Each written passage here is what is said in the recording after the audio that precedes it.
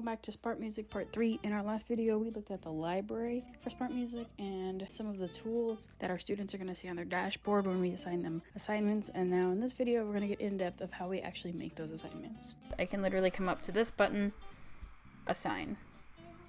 And we're going to hold that thought because it's going to connect to something in just a second.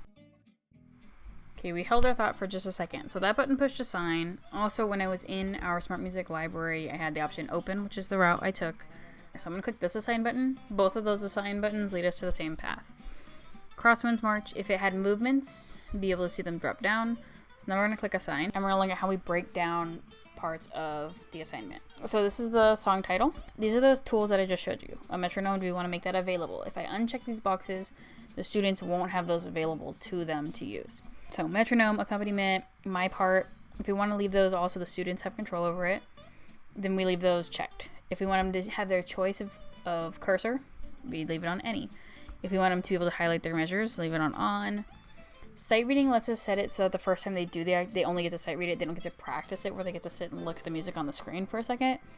So for this purpose, I'm going to leave that off. And assessment mode, for this mostly relates to percussion. And then assessment tolerance picks up the instruments and how well it interprets that information. Is it a little bit early? Is the pitch a little bit flat? Is it going to mark a note wrong if it's a little bit flat or if it's a slight bit early? That's what we're looking at in here. I'm going to kind of leave it at average. I come up here where it says assignment type. So most songs come with a pre-existing perform entire piece. You can give instructions. If you don't give instructions here, it's going to pre-populate this for the kids. Where they start at bar 1, they end at bar 76. And it's going to give that to every single instrument type. Also, if we're assigning something, maybe we're assigning a piece like number 15 from a method book, we can just go straight into perform entire piece. If you want to break it down though, I'm going to show you both assignment 1 and a custom assignment so you can see what those look like. Assignment 1 is probably a common assignment, or it's one that Smart Music is suggesting.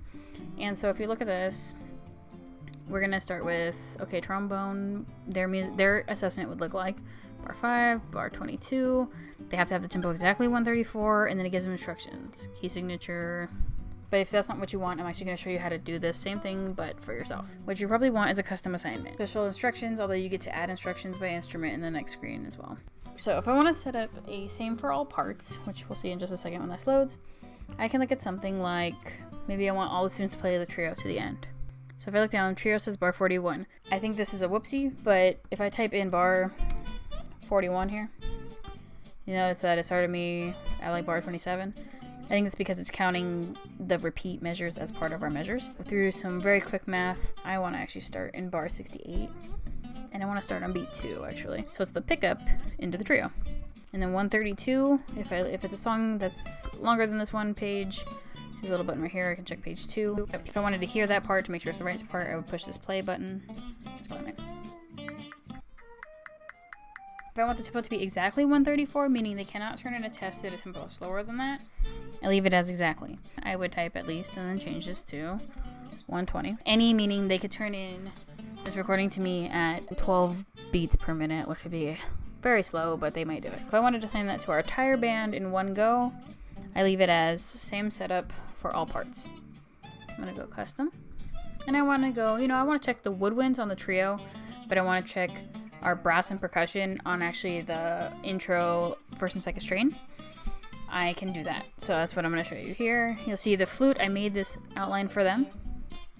But all the other instruments, 1 to 32. So that means the oboe right now thinks it's playing from the beginning to the end, while the flutes are playing the trio to the end. Copy parameters from flute. I'm going to go ahead and click that box. Get this very cool quick assigning. Tempo, keep it the same, right? So I check these boxes, so it's the same parameters. If I had typed instructions in the previous box, they'd appear right here. And I'm gonna give that to all my woodwinds. And so now these instruments are all gonna play from the trio to the end. Copy and close. Now if we look here, we'll see all the way through bari sax change. When we hit French horn, 1 to 32. And I'm looking at French horn music, and I want them to go from the beginning to stop at maybe beat 1 here, which I learned last time was measure 68. And I'm actually going to make it 68 beat 1. Again, I can control tempo, so I'd want to do, they're going bar 1 to bar 68. And I want it to be at least, what did the woodwinds have? 120. Instructions. Accidentals, that's my only instructions for the moment. I'm gonna click copy parameters from French horn. And see how it won't let me go on because I forgot to click these 3 boxes. Yes, I want the same tempo. Yes, I like the same location. And sure, I'll leave the same instructions.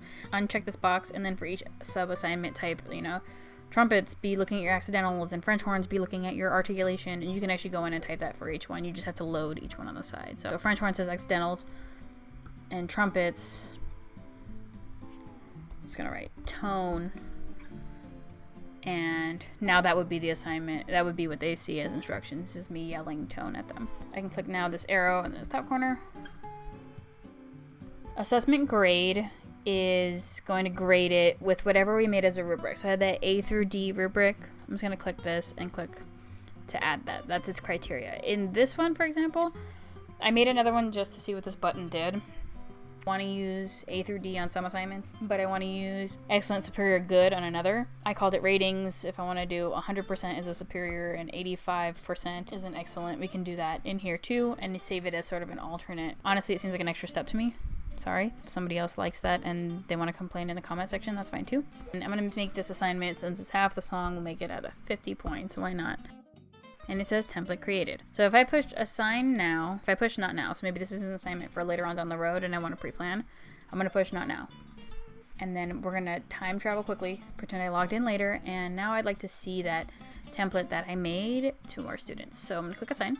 So it shows me a system grade we're using, classes multiple. If it's something that we're assigning to multiple classes, they'll all pop up here as we made more of them, and I could assign the same thing over. 2 bands are playing the same piece, but they meet at different times, a concert band and a wind ensemble, but they're both playing a Sousa March. You could assign the Sousa March to both classes and not have to reinvent the wheel each time you make that assignment. Red stuff. Okay. This first one, band has no students. When you add kids, it won't even tell you this. The minute a student signed into this class, they'd already have an assignment. I'm actually going to unclick that so I can show you real quick. We started school, but I want them to get set up the first week, and then I'll make their first assignment visible by the 17th and make it due by the 31st. Then what'll happen is assignment will be included in the period of Q1 beginning band, meaning in a grade book, that's where it's going to be sitting. And then there's late submission. So if you don't want a late submission, you uncheck that box, and if they don't turn it in by 8:31, 11:59 p.m., the portal closes and they can't. Right now it auto-populated the end of my quarter, right? I made the October 9th the end of that quarter, so it populated it then. Maybe I wanted it a week before that, so I have time to grade them all. I could do that as well. If you're 0 tolerance late submission, uncheck that box, and no, they can't have that option. Include late enrolled students. So if we assign this in this time period, and maybe a student joined late in our school year, but they're still before this window. If we want them to be able to see this assignment and make it up as a late assignment, then we leave this applies to pending students, which is what I'm going to do here. And then I'm going to push next. It is assigned. I'm done.